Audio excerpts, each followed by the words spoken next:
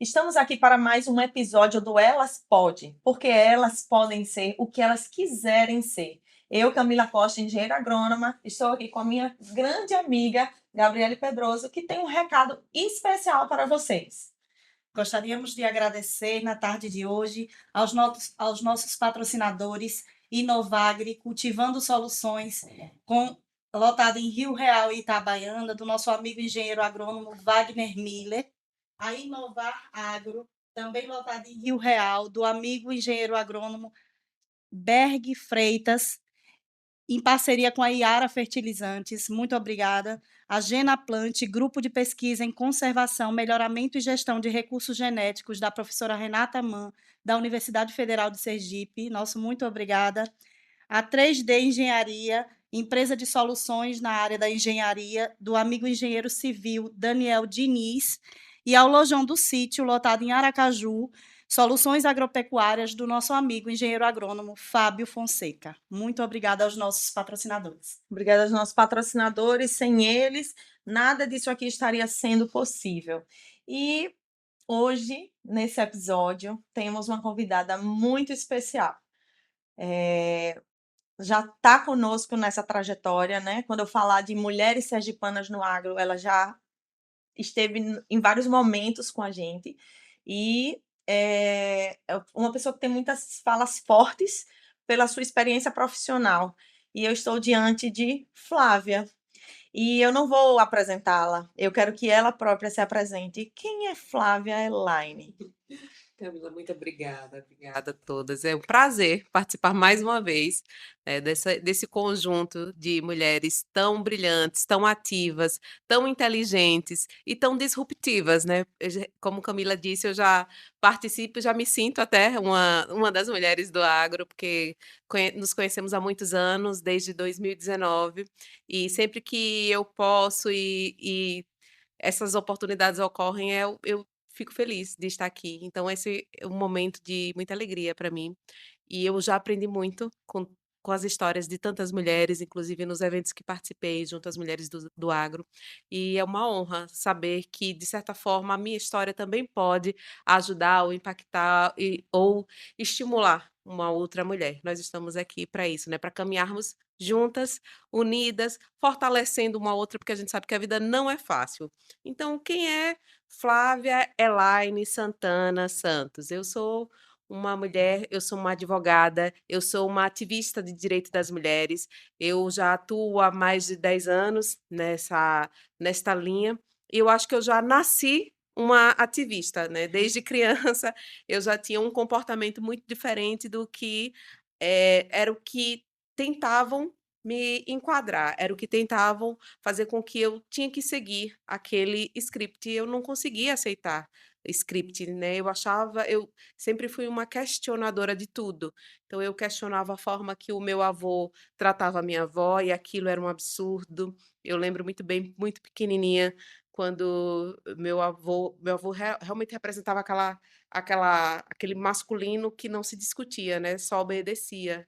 E eu via minha avó tendo que adivinhar até a quantidade de açúcar que ele gostava no café, e mexer até deixar ela tinha que saber o ponto dele, porque senão a coisa ficava muito séria. E eu questionava aquilo desde criança, e ele achava um absurdo, ele dizia até para minha mãe, que tinha que ter cuidado comigo.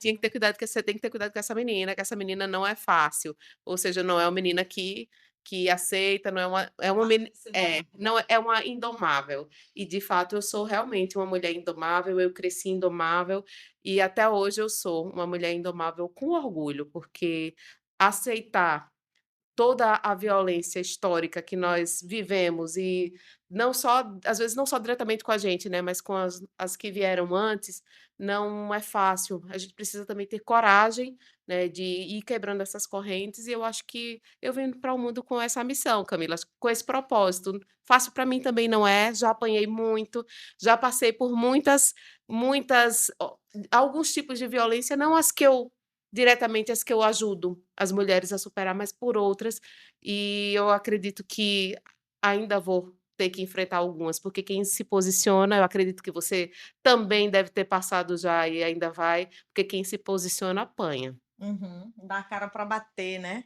E a gente está dentro dessa sociedade patriarcal, como você mesmo falou, historicamente, né? Nós arrastamos aí muitas coisas.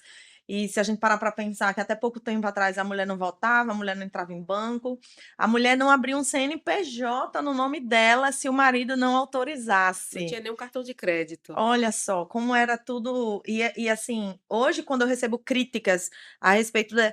Ah, você é uma mulher tão ocupada, por que que você se mete com essas coisas? Aí eu falo assim, é porque nós já entramos atrasadas no jogo. A gente precisa acelerar, né? Então, assim, infelizmente, a gente ainda não está na mesma condição de oportunidades, nós não estamos ainda na mesma condição de salários de mercado. Eu posso ser um ponto fora da curva, você pode ser um ponto fora da curva, mas a gente quer isso para todo mundo. E parece que veio mesmo no nosso DNA aí, viu? Ó, vocês vão lutar por isso, É. viu? Ô, Flávia, e eu queria que você trouxesse um pouco dessa trajetória sua para a gente, né? Por que que Flávia decidiu estudar direito? Ó, eu desde criança, eu lembro que mais ou menos na quarta série eu já me via muito vinculada à justiça. Eu sabia que eu tinha uma ligação com a justiça, mas eu ainda não tinha um uma clareza do que seria, né. Aí eu achava que eu seria diplomata, e eu até naquela época eu mal sabia o que o diplomata fazia, mas eu pesquisava e eu achava que eu ia muito para aquela linha. E aí eu fui entendendo que para ser diplomata tinha que ser bacharel em direito, e aí fui me a coisa foi se aproximando. O meu senso de justiça, ele sempre foi muito apurado desde criança, e esse senso da igualdade, né, isso começava até dentro de casa, né, eu sou uma mulher e eu tenho 2 irmãos em casa, meus pais têm mais 2 filhos, e eu lembro que quando meu pai ia fazer divisão, assim, ia dar um dinheirinho pra gente, eu sou a mais nova. E aí, o meu irmão mais velho, ele chegava, eu não lembro exatamente os valores, mas eu lembro que ele fazia exatamente assim: o mais velho, ele dava 15, o do meio ele dava 10 e a mim ele dava 5. Aí ele confiava em mim, né, e fazia: "Olha, Flávia, tome esse 15 para um, 10 para outro, 5 para você". Eu disse: "Mas pai, isso tá errado. Todos têm que receber o mesmo valor. Eu tenho as minhas despesas são diferentes e eu acabo gastando até mais, porque eu preciso de outras coisas que eles não precisam". Mas ele não aceitava o argumento, só que confiava em mim, né. E aí eu pegava aquele dinheiro, o que é que eu fazia? Eu dividia igualmente. Pra cada um ficava com 10 e ficava tudo certo. E quando meu pai descobria, ele não aceitava aquilo, porque ele na cabeça dele, o homem sempre tinha que ter mais do que a mulher. Então ele achava quando ele percebia, quando eu fazia esse movimento, ele voltava lá nos meninos e compensava para que não ficasse a coisa equilibrada, porque ele aprendeu assim. E ele ia repassando conforme ele aprendeu. Uhum. Então e aquilo me incomodava, porque eu entendia que as coisas precisavam ser equilibradas. Então esse movimento já começou muito desde criança, por essa igualdade, por essa valorização também da mulher, entender que a gente também tem os mesmos direitos e as mesmas tem que ter as mesmas oportunidades. Então, foi começando isso dentro, fui observando também os cenários, né, o entorno, as formas que as pessoas tratavam as mulheres, o fato de não ter voz. Eu acho que eu sempre também fui muito silenciada durante a vida, até por ser uma pessoa ousada, então sempre fui, não tinha tanto espaço e isso de certa forma, também prejudicou quando eu iniciei a minha jornada profissional, não no direito ainda, né, mas quando eu comecei a trabalhar eu era muito tímida, porque eu tinha medo de me posicionar e isso me prejudicar, os Julgamento. julgamentos, né, e aí só que aquilo internamente me incomodava. E aí quando eu fui para a faculdade, que eu já mais comecei a entender que eu tinha a minha ligação com a justiça estava cada vez mais forte, eu já sabia que ia fazer direito, eu me via muito como uma pessoa que pudesse transmitir conhecimento, eu pudesse ensinar alguém alguma coisa, então eu me via muito nisso. Eu fiz a faculdade, me formei, ao me formar eu o direito ele me escolheu na advocacia, porque foi ali que, ao receber minha carteira de advogada, eu logo me vinculei à Comissão de Defesa dos Direitos da Mulher da OAB, e dali cresceu, foi lapidada a advogada que eu sou hoje, ela começou a ser lapidada ali, porque durante toda a minha fase de faculdade eu não tive oportunidades de estagiar em alguns locais, não, eu trabalhei com outras coisas, até com uma ligação com o direito, mas não era uma atividade voltada à advocacia, né. Então eu decidi que eu queria ser uma grande advogada, disse: "Mas eu não tinha sobrenome forte, eu não tinha família que tradicional, Um que escritório não já? tinha nada, eu só tinha ousadia e vontade, só tinha isso, inteligência. Então só tinha isso, então eu tinha muito, né. E aí eu fui com isso, né, eu decidi que queria e comecei a procurar os caminhos. Então quando eu me vinculei na comissão, eu ali, sabe quando o propósito, ele ele te traz para o lugar que você tinha que estar, eu comecei a ver aquele universo: "Poxa, isso aqui tem tudo a ver comigo, isso aqui sou eu a minha vida inteira, só que agora eu consigo ultrapassar os murinhos da minha vida, os murinhos da minha casa, os murinhos do meu entorno. Aqui eu consigo levar o tudo que eu penso, tudo que eu estudei, tudo que eu acredito para outros lugares". Então, eu fui, estudando ainda mais, entendendo ainda mais, né, o que todas essas desigualdades causavam na vida das mulheres, na minha, na sua e na de tantas outras. Então eu tive a oportunidade de conhecer mulheres plurais, e isso é muito importante para que a gente entenda que as vidas não são iguais, que as vivências não são iguais, as oportunidades não são iguais e nem a aplicação de uma lei, ela, por mais que a gente ache que a lei tem que ser igual para todo mundo, às vezes é muito é diferente, é difícil para minha realidade, para a realidade de uma outra pessoa que está, assim, muito distante ainda de possibilidades de conhecimento do que o que a gente já alcançou. Então, assim, trouxe muita sensibilidade, trouxe muita garra também, e ali eu fui levando esse conhecimento para diversas gerações. Conseguia conversar com crianças, conseguia conversar com adolescentes, conversava com homens e mulheres, e eu tinha cada vez mais certeza que o meu propósito de vida não era só um propósito de trabalho, era um propósito de vida também, que estava e que, por sorte, isso estava alinhado. Hoje eu vejo algumas amigas advogadas que elas, quando a gente fala sobre os nossos ramos de atuação, as minhas amigas costumam dizer: "Flávia, é impressionante", porque tem umas que dizem: "Eu trabalho porque eu preciso, eu faço tal hora, é porque eu preciso, porque me dá retorno financeiro", mas você, quando você fala da sua área, quando você fala da sua atuação, seus olhos brilham. E não é fácil atuar com o que eu atuo. Não é fácil lidar com violências de gênero, com violências de todo tipo. Não é fácil trabalhar com as mazelas sociais, ainda mais sendo mulher, né? Então, porque a gente apanha de diversas formas também. Mas eu tenho muita convicção de que eu nasci para isso, e a gente vai suportando o processo. E o fato de conhecer tanto diversos tipos de violência não me blinda de jeito nenhum, de Uhum, também, em algum momento, ser vítima dela. perfeito.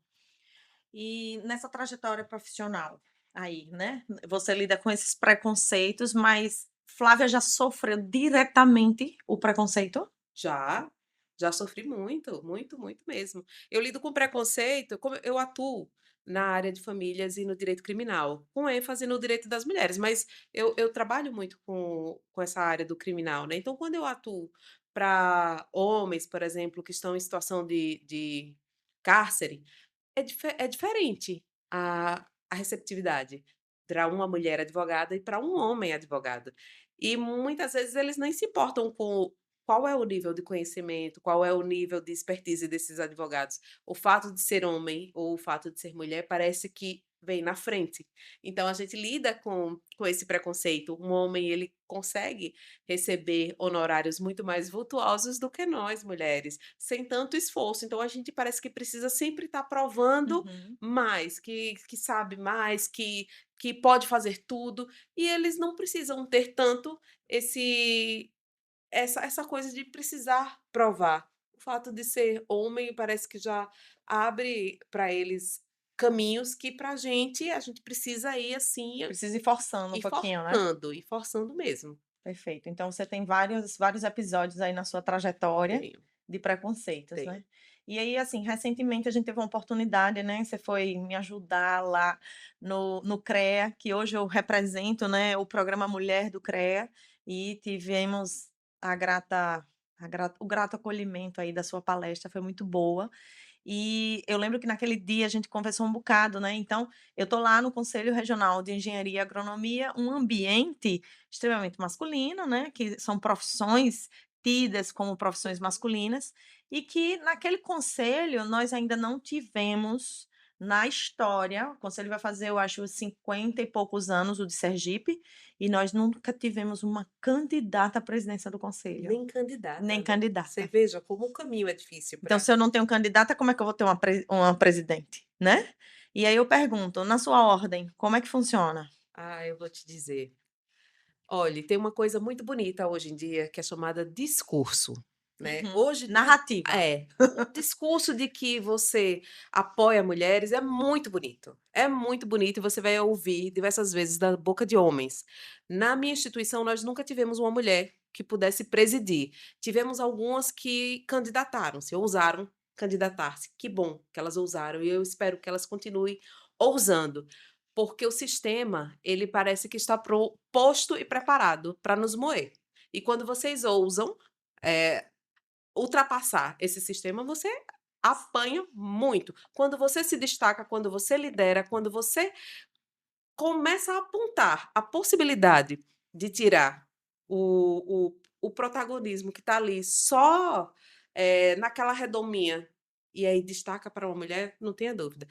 Você vai ouvir da boca desses homens diversas vezes que eles apoiam, que eles querem ver as Vestem mulheres até a camisa rosa no dia 8 de março. vestem tudo, fazem palestras da violência, contra a violência, mas não permitem de forma alguma que uma mulher assumam basta ela destacar um pouco, que na medida em que ela começa a se destacar, as rasteiras começam a acontecer, e às vezes é de uma forma direta, às vezes é uma forma indireta, mas vai acontecer. E é muito difícil que permitam que as mulheres acessem esse local. E veja, para acessar locais de poder, a gente precisa muito mais que vontade. As mulheres têm vontade, as mulheres têm competência, as mulheres têm disposição para isso. Mas o jogo político, ele envolve dinheiro também, e a gente Sim. não pode negar. Só que hoje em dia, quem mais tem dinheiro? Homens ou Se mulheres? a gente já tem um desequilíbrio salarial, vamos lá, no Isso. campo profissional. Então, quem é que vai ter condição de fazer aportes financeiros, por exemplo, numa campanha? E a outra, os homens estão estimulados a vida inteira a assumir esses postos de poder. Então, eles, de certa forma, até têm um desprendimento muito maior de pegar esse dinheiro, que para eles foi até mais fácil, e injetar nessas campanhas. E vocês, mulheres, a gente ainda tem uma certa segurança em relação a isso, porque a gente pensa também. E a gente pensa assim em muitas outras coisas, e a gente acaba não pensando politicamente, e às vezes não pensa coletivamente que nós mulheres precisamos destinar dinheiro para a política, para que a gente possa estimular e fazer com que o caminho de outra mulher, que não seja eu, mas que seja Camila, possa facilitar esse acesso. Isso não pode ser só com Camila. Isso tem que ser um jogo de todo mundo. Isso não pode ser só com Flávia. Isso tem que ser um jogo coletivo. Todo mundo tem que estimular. E estimular não só com o discurso. O discurso é muito bonito, o discurso é muito bom, mas só o discurso não nos leva a lugar nenhum. A gente precisa enxergar de verdade como é que as coisas funcionam, como é que o game funciona, para que a gente possa acessar esses lugares. Ah, Flávia, aí você vai tocando em alguns assuntos, vai me gatilhando aqui do lado de cá, e aí eu vou ter que te provocar um pouco, tá? Pode Então, provocar. assim, você falou uma coisa que eu realmente vivencio, presencio em várias instituições por onde passo, não só dentro do CREA, mas veja só, dentro da sociedade patriarcal, estamos muito condicionadas a muitas coisas, condicionadas, e a gente vem vencendo barreiras, né? E quando você fala das mulheres serem receosas, das mulheres não ter serem preparadas para estar aqui, estimuladas a estarem em cargos de liderança, e a gente precisa que outras mulheres venham, se somem e impulsione aquela mulher, já que ela tem a vontade, Uhum. já que ela tem a pretensão, poxa, é isso que você quer? É isso que você quer? Você, beleza, então vamos te colocar lá e vamos fazer essa força-tarefa. Mas falar de sororidade é um pouco clichê, né? Mas eu não posso evitar, não tenho como evitar. porque dentro dessa nossa sociedade a gente está encontrando e ainda encontra mulheres que ainda não estão despertadas, Uhum. mulheres que acham que o que está fazendo o game é um game favorável a ela, quando que não é. Ela é massa de manobra, me desculpe, mas ela é usada como veículo, né. E, cara, o que que falta pra gente virar essa chave? Falta muito, falta o despertar, que despertar também não é fácil e não é imediato, assim, para todo mundo. Cada uma tem o seu tempo, infelizmente a gente não tem como sacudir as pessoas e trazer à luz o conhecimento que a gente já adquiriu, né, mas a gente vai ter que ter essa paciência e essa espera, né, e aí ir estimulando para que as mulheres possam acordar, né, no seu tempo, mas a gente também não pode deixar que fiquem inertes, né, que deixa só por conta. Continuar fazendo o nosso trabalho. A gente sabe que esse movimento de mulheres, ele sempre vai encontrar muitos entraves. Eu digo, olhando com as lentes da justiça e no meu cenário, né, jurídico, nós temos tão poucas mulheres que representam. A gente olha para um Supremo Tribunal Federal e só temos uma mulher. É uma grande mulher. Eu não sei se vocês já tiveram a oportunidade de conhecer a história da Carmen Lúcia. Eu já assisti diversas palestras dela e ela foi uma das pessoas que me estimulou muito, me inspirou muito, né. Então ela tem uma história, assim, de ter que provar o tempo inteiro a competência dela. E ela é gigante, mas ainda assim, e olhe, está onde está, mas ainda assim o tempo inteiro, quando ela tem a possibilidade de falar, ela precisa estar ali reafirmando, sabe, que ela é digna de estar ali, e que ela tem que ser ouvida, e que a palavra dela, a competência dela tem que ser valorizada. Então é muito difícil, Camila, muito difícil. Eu confesso que não há uma fórmula mágica para que a gente possa abrir, fazer com que todas despertem de uma vez e todas caminhem juntas de uma vez. Mas eu vejo com otimismo, acho que nós já evoluímos muito, acho que à medida em que a gente vai evoluindo, às vezes tem uma sensação de que parece que em alguns momentos a gente está retroagindo um pouco, né, Uhum. mas isso eu acho que também é normal, é um movimento normal de história de mundo, mas eu acho que depois a gente volta e esse movimento vai cada vez mais sendo ampliado. Acho que não dá pra gente é desistir, a gente só não pode desistir. Aí quando sai aqueles estudos que falam, são 168 anos para cuidar de gênero, são 138, aí você pensa: "Pô, vai demorar muito, né, não vou estar nem aqui". É, Então tudo que a gente faz hoje não é por nós, mas para as futuras gerações não vivam o que a gente viveu. E eu isso. acho que isso nos instiga muito, né. E eu acho assim, indiscutivelmente estamos caminhando, indiscutível. A gente já vê mulheres, as primeiras, né, ocuparem aquele posto que ela nunca teve outra mulher ocupando antes. Você fala de uma coisa muito séria, nós não fomos estimuladas. Então hoje eu me vejo, por exemplo, ocupando 4 lugares ao mesmo tempo. Uhum. Aí: é porque eu quero", não, não é porque eu quero, é porque ninguém quer ir. Ninguém quer ir. Aí eu falo assim: "Tá, vai, me dá mais esse". E aí eu vou equilibrando os pratos, né. Talvez algumas coisas me dão alguma facilidade, né, o fato de eu não ter uma família ali para cuidar, então eu pego parte desse tempo e eu cuido Uhum. do que eu entendo que é propósito, entendeu. Então eu dedico esse tempo ali. Mas de verdade tem horas que a gente procura e a gente não encontra, e a gente fala assim: "Mas ninguém". Gente, ó, presidente da associação, ninguém. Gente, ó, ninguém. Gente, ó, o espaço está sendo aberto, se a gente não ocupar, ele vai fechar de novo. É. Então, assim, hoje eu trabalho muito, assim, pelo menos na frente do agronegócio, eu venho trabalhando muito em estimular, principalmente as jovens, né, as que estão vindo da próxima geração aí depois da minha, e que ela queira ocupar, ela queira ter cargos de responsabilidade. E a gente bate muito na mesa de dizer: "A gente precisa de mais mulher com caneta na mão". Com certeza. Precisamos mesmo de mais mulheres com a vontade de lutar, com a vontade de vencer e com a vontade de decidir. Quando mulheres estão ocupando os espaços de poder, a gente muda a realidade política e social daquele lugar. Então já existe em outros países, aqui é muito difícil. A gente tem uma sociedade que é a maioria de mulheres, a maioria de eleitoras, mas a gente sequer Mas não se vota. consegue eleger mulheres, e eu não digo nem mais mulheres do que homem, eu quero o básico, eu queria que conseguíssemos chegar ali numa conta equilibrada, sabe, do meio a meio. Uhum. Mas a gente nem isso consegue. A gente tem uma Câmara Municipal aqui que são o quê? 24 vereadores. Hoje eu Uhum. acho que se a gente tiver 4 hoje nessa legislatura, 4 mulheres, é a mesma coisa na Assembleia Legislativa do Estado aqui de Sergipe, é uma média dessa. Então, assim, é muito pouco. Então, a gente precisa entender que a voz feminina nesses espaços de poder não é só para discutir política de mulheres, não. E as mulheres não estão ocupando as lideranças, não é só para discutir isso, não. Isso é tão importante quanto, mas isso não é a única competência das mulheres que estão nos espaços de poder. As mulheres que estão ali são técnicas, são capazes, são líderes, têm vontade, Muito inteligente. muito inteligentes, se comunicam bem, isso é importante. E então elas podem falar e decidir sobre diversas coisas. Mas é importante também que as mulheres não esqueçam que precisamos ter esse olhar para as políticas de equidade de gênero, porque isso muda a nossa sociedade. Uhum.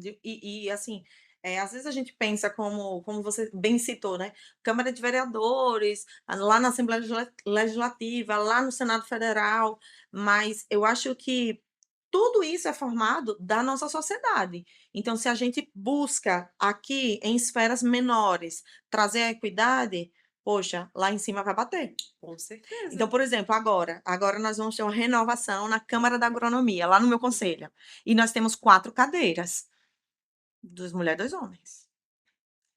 Nós temos pessoas competentes dos 2 gêneros para ocupar essas cadeiras. Aí eu já sou uma mulher e o meu mandato vai até o ano que vem.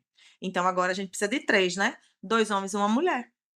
Vocês já conseguem fazer essa paridade, Eu estou fazendo implantando a isso, eu paridade. estou fazendo essa política. Por quê? Muito Porque a gente vai para um importante. processo eleitoral, e dentro do processo eleitoral, quem serão os candidatos? Então a gente começa a fomentar e trazer os candidatos. Então eu já estou conversando com algumas colegas e falo assim: "Não, a gente precisa de uma pessoa". Então, assim, quem vai ser essa pessoa? Aí eu já estou com 2 ali, na rebarba, talvez tenha um colega meu que ele sai da minha suplência e ele se torna um candidato, e eu já conversei com uma colega para ela se tornar minha suplente. Então, assim, tem que participar dos ambientes, tem que participar dos meios, dos processos decisórios, porque se eu não estiver ali no processo decisório, quem sou eu na sociedade? Sempre vou estar aceitando. E outra, você bem falou, né, a sociedade melhora.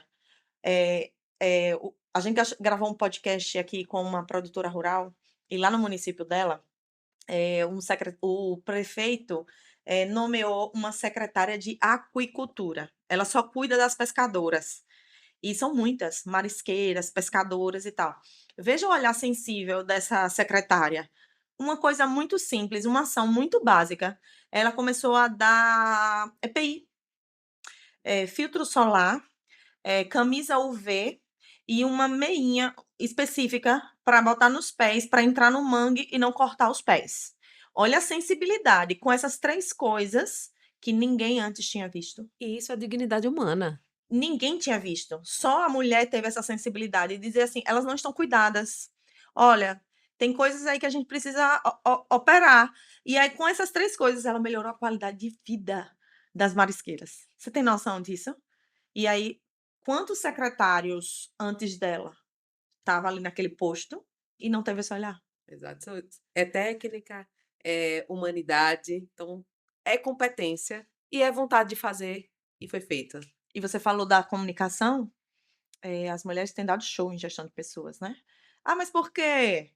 Porque desde muito cedo ela vê a mãe, a avó administrando uma família, e essa família é um monte de gente. E esse monte de pessoas, cada um com a cabeça, você já começou a equilibrar. Então você já sai com algumas competências. Claro que estudar, se aperfeiçoar, se dedicar ao tema, vai fazendo dela aperfeiçoada, mas ela já tem a competência, compreende? Sim. E aí só é estimular. Então, assim, vivemos essa sociedade e que bom que a gente se encontrou e que a gente está no mesmo caminho. O mesmo movimento. Quando o estudo fala de 168 anos, eu faço depende, né, Gabi? Depende de nós. Depende. É. Porque se a gente der uma aceleração aí nesse processo, a gente não vai precisar de 138, talvez caia para 98, 88. Se a cada ano a gente conseguir reduzir 10 anos no histórico, Aí quem sabe a gente até alcance, né. Quem sabe a gente até alcance, que a gente vai ter longa vida. É, com fé em Deus. Ô Flávia, agora eu queria te perguntar, e na sua trajetória profissional, quando você fala que trabalha com direito da mulher, de tudo que você vê, de tudo que você ouve, de tudo que você viveu, te choca? Choca, choca muito. Olhe, é difícil trabalhar com essas vulnerabilidades, por mais que quando a gente tem um trabalho técnico, a orientação é que a gente se blinde, né, que a gente não permita que aquela Absorva. não é recomendado absorver, mas é muito difícil não absorver, porque eu já passei por diversas situações do meu celular tocar de madrugada, de mulheres desesperadas chorando aos prantos, porque acha que vai morrer naquele momento. Eu tive muitos anos, eu lembro de umas das clientes, assim, de início, que eu teve casos que marcaram mais, né, do que outros, e eu lembro de uma que ela estava numa situação de vulnerabilidade tão grande, o ex-companheiro ameaçando matar, e ele ameaçava matar ela, e ele dizia que ia matar ela no Natal, no Nossa. Natal. E aí ele passava em frente à casa dela, e ele usava aquela arma de choque, Uhum, faz um barulho, não sei se uhum. vocês já ouviram, né, ela faz um barulho muito alto. Então ele passava, assim, na porta e ligava aquele negócio, às vezes ele mandava áudios para porque ele conseguia diversos chips, então todo chip que ele arranjava, ela cancelava, ele arranjava outro e ficava mandando o áudio com aquele som daquela arminha. E ele já tinha agredido ela com aquilo. Então aquilo, toda vez que ela ouvia aquele som era um gatilho, então ela me mandava, ela desestruturava. Isso já estava, quando ela me procurou, já estava muito perto do Natal. Já estava perto do final de ano, já estava perto do recesso forense, e essa mulher não tinha nada, assim, não tinha uma medida protetiva, não tinha, ela já tinha feito um boletim de ocorrência, mas não tinha desenvolvido, isso já tem alguns anos, viu. E aí eu assumi, fui com ela na delegacia tomar providência. Fiz: "Ó, isso aqui não pode acontecer, ela está nessa situação", e aí conseguimos a medida protetiva.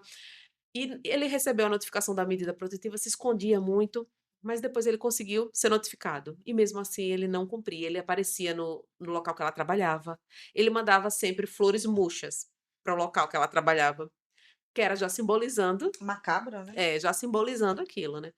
E aí nós pegamos todo esse compilado de coisas e foi um trabalho bem ostensivo e praticamente no último dia de o único último dia de trabalho forense, nós conseguimos o pedido da prisão dele, da prisão preventiva.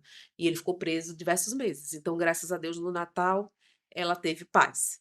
E teve um tempo ainda, sabe, de para conseguir ir se recuperando aos poucos. E não é fácil. Gente, olha, quando uma mulher sofre qualquer tipo de violência, ela demora muito para se recompor. Ela demora muito e algumas nem recuperam. Uhum, A violência psicológica é uma violência às vezes muito mais pesada do que a violência física, uhum. porque o dano causado, ele reverbera de um jeito na vida da pessoa que às vezes não tem como restabelecer mais integralmente a saúde daquela pessoa, fica refém de medicação, refém de acompanhamento psicológico e psiquiátrico, então demora muito, muito. E a gente vai lidando com toda essa vulnerabilidade. A mulher que atua defendendo uma mulher em situação de violência, tá com ela do início até o final e até depois do processo. Então, a gente acaba se tornando a única pessoa que ela confia. E aí elas deposita demais na gente tudo. Às vezes eu tenho um cliente que me liga só para desabafar. Uhum. E é difícil para mim. Não era o recomendado, assim, que eu ficasse além da técnica, mas eu também tenho muita dificuldade de dizer não e já ver aquela situação. Então, assim, eu adoeci muito durante esses anos. Eu me vi eh, mu minguando também, porque via um judiciário muitas vezes machista, um judiciário que não estava enxergando, a violência só quando ela não é física, sabe. Porque essa violência ela sai da vara criminal, ela vai para as varas de divórcio, e ali ocorrem tantas coisas, tantos vieses que adoecem muito. Então, quando a gente vê uma sequência de comportamentos, a gente pensa: "Poxa, mas será que isso nunca vai mudar? Será Uhum. que o judiciário nunca vai perceber?" E olha que de cima para baixo existem normas, sabe, que estimulam que os julgamentos eles precisam ter uma perspectiva de gênero. Então hoje já o CNJ já até orienta que a gente precisa enxergar a situação com essa lente diferente, que uma mulher quando vai num processo com um homem, ela passa por coisas diferentes, então precisamos ter um olhar diferente para aquele caso, com a perspectiva de gênero, sobretudo nessas linhas, né. E, há uma dificuldade grande ainda de aceitação dos juízes, sabe. Melhoramos, estamos caminhando, mas é difícil. E aí a gente vê, esbarra nessas dificuldades e isso também mexe muito com o profissional. Eu senti e ainda sinto muito, vez ou outra eu fico mal, né, mas aí eu me cuido e volto, porque eu sei que eu preciso sempre estar bem, mas é difícil, eu não sou blindada não. Eu sinto e o baque vem para mim também. Isso que você fala da resistência aí, né, dos juízes, de uma forma geral. Você percebe que os novos, né, vamos botar assim, o time mais jovem que vem chegando, vem diferente ou vem repetindo o ciclo? Bem diferente, bem diferente. Eu acho que você quando você já está há muito tempo no mesmo local, você já tem um modus operandi, que aí você só quer tá acostumado com aquilo, só repete, repete, repete. Então quando você vem chegando, você já aprende o novo. E aí você tem uma aceitação maior. Você vai acaba recebendo o velho, porque já está ali posto e já está muito ordenado e coordenado, mas o novo também é mais fácil de ser introduzida. Uhum. Ô Flávia, é um assunto bem delicado agora, né, eu nem gosto muito de tratar ele, porque toda vez como nós somos muito da frente em defesa da mulher, recentemente eu me peguei com algumas particularidades, né, eu vou assim dizer. Porque a mulher para mim, ela é o lado mais frágil. Para mim, ela é o lado que ela precisa de ajuda, né, ela precisa de um olhar especial, tudo bem. Mas a gente pegou recente algumas situações, como eu treino muita gente, eu treino muitas equipes, né, e qual foi o caso? O processo inverso. O processo onde ela não era frágil. Hum, Entendeu? A gente tinha, tipo, um colega sendo aí é o meu na como eu trabalho em seletivos, né, então, assim, trabalho com muitas equipes, e aí tinha um agrônomo, ele sendo super assediado, e no final das contas, tipo, teve um processo sendo construído para criminalizá-lo. acontece. E eu fiquei super assustada, eu me senti muito, como é que eu posso dizer? Foi Sem cap cobrada também por Fui isso? cobrada, porque como assim você não vai ficar do lado É, dela? já Eu aconteceu fiz: "Não comigo, se Camila. trata de estar do lado dela ou dele, se trata do que é certo e do que é errado, Uhum. por favor". Então, assim, nesse momento eu não vou me posicionar, eu vou apurar os fatos. Então, com os fatos apurados, e graças a Deus, tinha, tipo, imagem da sala, tinha muita coisa, assim, que me provava que ele não tinha feito nada, mas foi muito difícil, porque a gente veja, a gente trabalha é como se a gente estivesse indo numa direção, a sociedade de uma forma geral, né, o corpo, o coletivo feminino, nós estamos indo numa direção de quebrar esse cenário e vem alguém fazer o oposto, dentro do mesmo gênero, é como se traísse, traiu a nossa crença. É, que nós estamos há muitos anos lutando para fortalecer legislações que nos protejam, porque de Uhum, fato, historicamente, nós somos vulneráveis dentro da história da sociedade. Então é tão importante que as leis existam e eu verdadeiramente espero que elas não precisem existir durante tanto tempo. Eu espero que um dia a gente não esteja nessa situação de vulnerabilidade tão desproporcional a ponto de precisar de legislações específicas. Mas isso também não quer dizer que no nosso mundo inteiro não existam mulheres que sejam, criminosas, mulheres que sejam psicopatas. São pessoas. É uma minoria da sociedade, mas elas existem. Elas existem. Eu sou uma advogada criminalista, eu já lidei com situações assim. Inclusive, assim, enquanto advogada, enquanto mulher, enquanto advogada, enquanto criminalista, que eu não atuo apenas, exclusivamente na defesa de mulheres. Até gostaria, mas eu moro num estado muito pequeno, não me permite viver só do ativismo. Aí eu passaria necessidade. Então eu atuo hoje em dia 80% da minha clientela é feminina, mas eu atuo para qualquer pessoa. E a maior violência que eu já sofri profissionalmente e institucionalmente, inclusive, foi, num momento em que houve um determinado episódio, assim, e eu conhecia uma das partes, eu, enquanto advogada criminalista e conhecendo, né, uma das partes, verifiquei, tive acesso ao inquérito. E só isso, eu nunca me manifestei, eu nunca promovi defesa nem nada, mas a situação teve uma repercussão muito grande e usou-se ali uma estratégia, a minha própria instituição usou uma estratégia, né, para blindar tocou o fogo em outro, então me usou como um boi de piranha, e eu passei a maior violência da minha vida, foi justamente por isso, porque eu tive esse contato e o contato não era com a mulher, era com o homem. E olhe que eu nunca me manifestei para dar minha opinião, nem pessoal e nem técnica, porque eu jamais faria isso.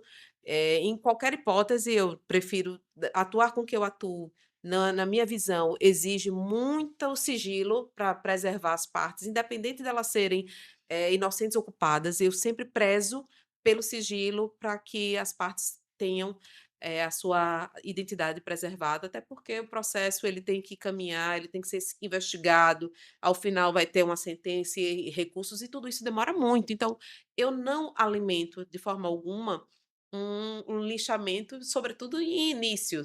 Mas ali, Camila, houve assim, um movimento tão pesado que se eu não tivesse assim amigos muito próximos, se eu não tivesse uma história já de vida, assim, de trabalho, de ativismo, de compromisso e de tanto contato, com tantas pessoas que já conheciam a minha história, isso poderia ter acabado comigo. Acabado comigo. Então, assim, os homens, eles se juntam para aniquilar as mulheres, mas para se preservarem. E aí eles utilizam até o movimento profissional que a gente faça. Tipo, você fez um movimento profissional, você foi analisar, você foi criteriosa na sua análise. Foi muito difícil. Eu fiz um movimento profissional também, e olha que eu nem me posicionei sobre, mas eu tive a minha prerrogativa de mulher advogada, e não só de mulher, mas de advogada, violada pela minha instituição, que foi quem me jogou numa fogueira sem me dar espaço para me defender. Eu fui silenciada. Foi o maior absurdo, assim, o maior caos que eu passei na minha vida. Então foi a maior dor que eu profissionalmente tive que enfrentar. E doeu muito, e durou muito isso para mim, sabe? Mas que, graças a Deus, com o tempo, com coragem e com ousadia e com determinação, a gente vai superando e vai se fortalecendo e vai retornando para o jogo. E na sua opinião, isso foi um processo esse processo que você sofreu, né, de contra o seu lado profissional, foi um ato machista? Com certeza, foi um ato machista. Foi um ato misógino machista. É, Porque da forma como me projetaram para ser atacada e para ser linchada, silenciaram todas as possibilidades que eu tinha de contar a minha versão. Então eu nunca pude contar. E como é que eu, que sempre fui uma pessoa que sempre estive em todas as rádios, em TV, na hora que o bicho pegou, eu não tinha para liberar um espaço para mim. Usavam para me atacar, mas não para que eu pudesse me defender, porque era conveniente que o meu silêncio era conveniente para que outros pudessem ser preservados, e outros sempre homem, né. Perfeito, muito bom. Infelizmente essas coisas ainda existem, também passo por coisas parecidas, né, nada, né, num grau tão alto talvez, mas ainda não choca, né, ainda não choca você saber que foi feito um dossiê para falar da sua falta de competência, quando que você tem um documento que a mesma pessoa assinou atestando sua capacidade técnica, é tosco o negócio. Eu imagino. É um jogo de interesses muito forte, né. E você sabe o que é que eu acho que a gente demora muito a aprender? Que é um game. Porque no dia que eu aprendi que era um game, eu comecei a olhar as coisas como se eu fosse uma espectadora.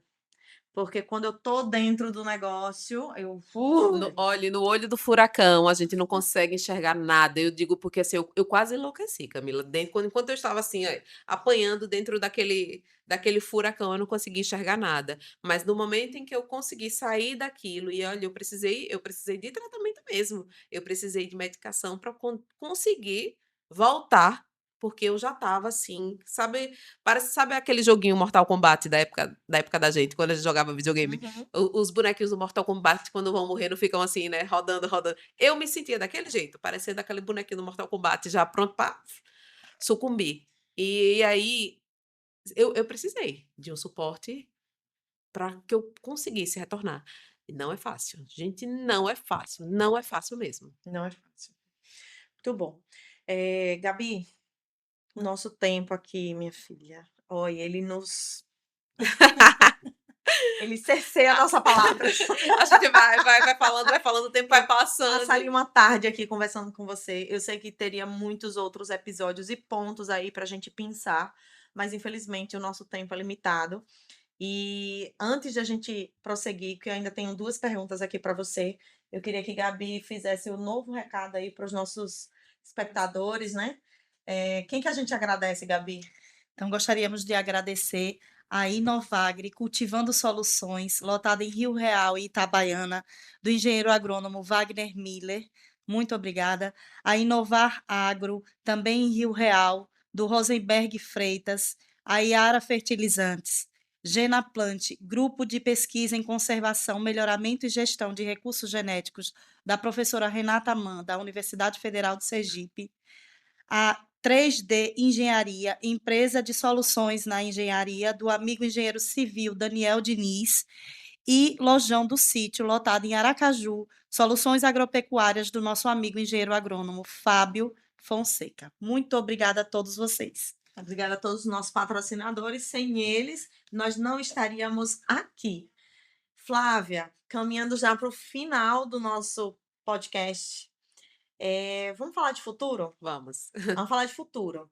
Eu sou uma mulher da frente do agronegócio, né? Estamos aqui num público direcionado ao agronegócio.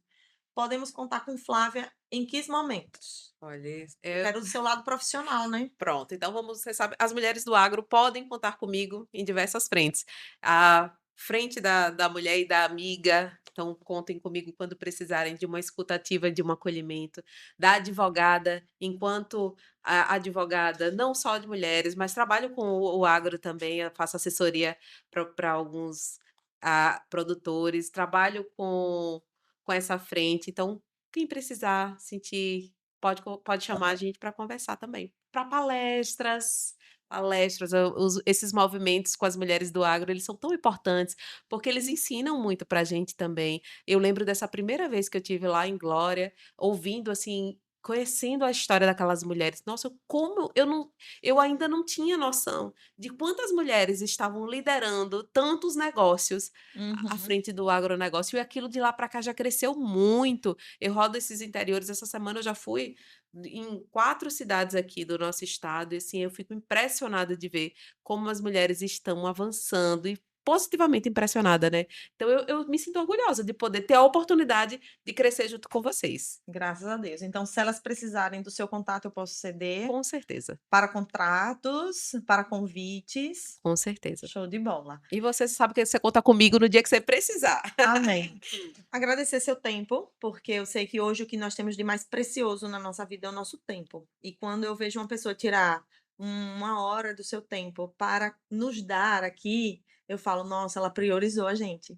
Eu quero muito te agradecer por isso, por você trazer um pouco dessa história, da sua experiência, de tudo que você viveu, ouviu, e o quanto que isso vai impactar mulheres que estão assistindo o nosso podcast, e ela pode ir lá pensar assim: "Poxa, aquilo ali eu deixei para trás, mas não era para ter deixado". Por quê? Porque você permite que algumas coisas para frente aconteça, Hum, né. A gente tem que realmente começar a se posicionar, começar a ocupar lugares, começar a segurar na caneta e começar a ter poder decisor para a gente tentar aí ajudar na melhoria dessa nossa sociedade. Então muito, muito, muito eu obrigada. agradeço a você Queria muito também. também agradecer e falar para você que lá como hoje você chegou e não lembrava nem de mim, da ocasião do nosso primeiro encontro, e dizer que, assim, com certeza essa fala que a gente às vezes acha que não vai transformar, essa fala ela transforma, né? Não só a minha vida, como a de todos que estavam lá.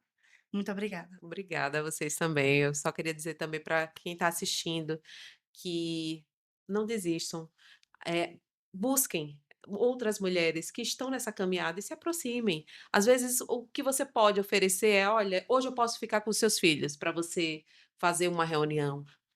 Isso já é muito, isso já é significativo, que a gente não pode desistir nem da gente, nem dos nossos ideais, nem dos ideais coletivos. Isso transforma toda a nossa sociedade, transforma a gente também enquanto pessoa. E para cada mulher, tenha certeza que a nossa sorte é ter coragem, que a gente nunca desista de lutar, que a gente sempre consegue o que a gente quer. Amém. Estamos chegando ao final de mais um Elas Pode, porque elas podem ser o que elas quiserem ser. Muito obrigada a todos vocês e dizer que siga-nos para os próximos episódios.